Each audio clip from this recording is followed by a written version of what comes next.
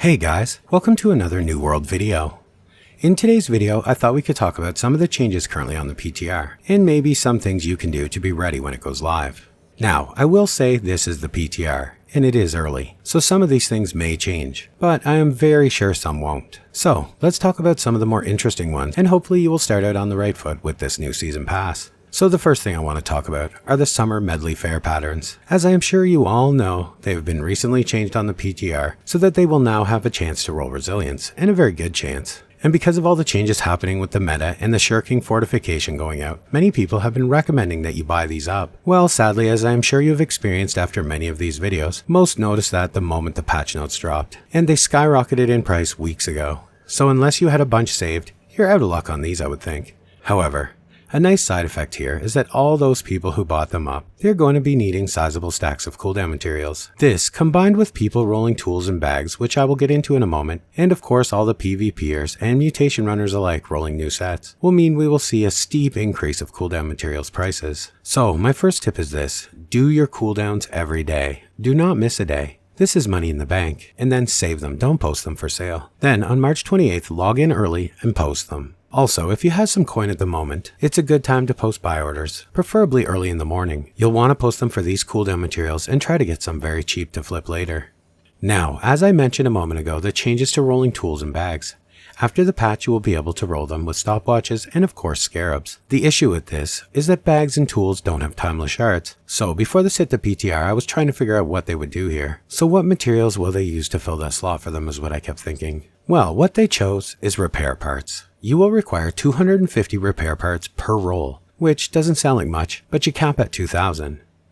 So you will burn through this super fast. So it might be a good idea to bank some tier 5 scrap gear instead of salvaging it all for 3 coin each. I know this stuff isn't hard to get, but when you're wanting to do a big rolling session and are capped at 2,000 repair parts, it will be a hassle to go out doing chests and what have you to bank up repair parts, when salvaging this stuff only gives you like 24 parts per salvage. We have forever had nowhere to really use them, so they've piled up and we are always maxed. But that will change fast if you're rolling these bags or tools. Another thing that I've noticed is slowly creeping up in price, and I see it going even higher, are the materials used to craft the PvE arena orbs. Like, you know, for sirens or whatever, the shells and all that stuff. There are many activity card missions to kill these bosses, and everyone will be trying to complete the cards. So multiple runs per day will be going on, so making these orbs now and farming or buying up the materials will be a very good idea. It may also be a good idea to grab a few of these if you don't already have some, and what I'm talking about is smoldering armor shards. These also are starting to trend up in price because of the Empyrean Forge, as well as the move towards the Fire Staff being considered the strong weapon of choice by most players after the patch. Another thing to keep in mind for the Empyrean Forge, they are really pushing this human ward thing. However, the most powerful bosses in here are in fact not human at all. Inferit, for example, is Angry Earth, you know, that crazy fire boss guy that you've all seen. And there are others. So just to be prepared, in this expedition you're facing humans, Lost, and Angry Earth. So be prepared to deal with all of those and get the things saved up that you will need. And with this, I also think Pristine Rubies and Onyx will see a big increase in demand and price post-patch. Just something else to keep in mind and keep an eye on.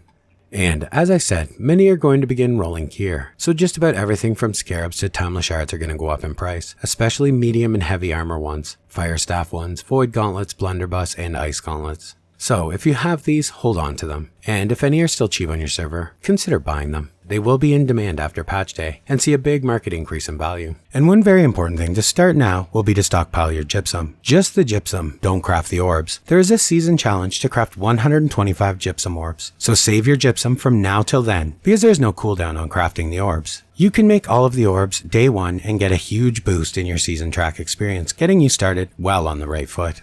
Also, with everyone rerolling gear, they are going to be wanting armor fragments also, because I think Elemental Aversion will replace Shirking for many players. Although, that's a pretty common perk. I still think, if you're like me and have a few hundred, maybe don't sell them for 1 coin each right now. Hold off till after the patch when you can probably get 3, 4, or 500 each for them. I also think a few other things we will see increase in value this patch will be, for example, death motes. These are used both in the Void Gauntlet recipes and in Human Bane trophies, so will be gain consumed at a much higher rate. Another thing to be aware of is that the rabbit hunting event is about to begin again. So now is the time to unload all of your sumptuous rabbit meat. It's about to hit rock bottom prices again, with everyone on the server killing rabbits night and day by the hundreds of thousands. Last year after this event it had 0 value, so if you make coin this way, you won't for long.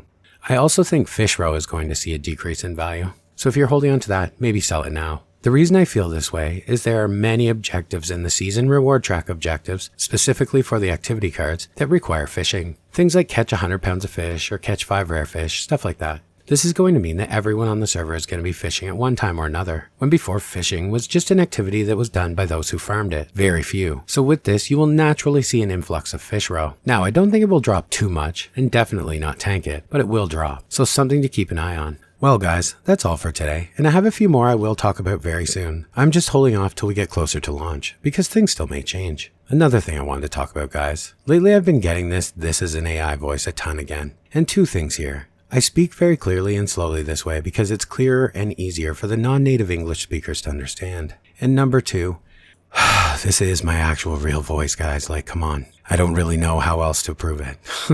So I hope that puts it to rest. And as always, guys, thanks for watching, and I will see you in the next one.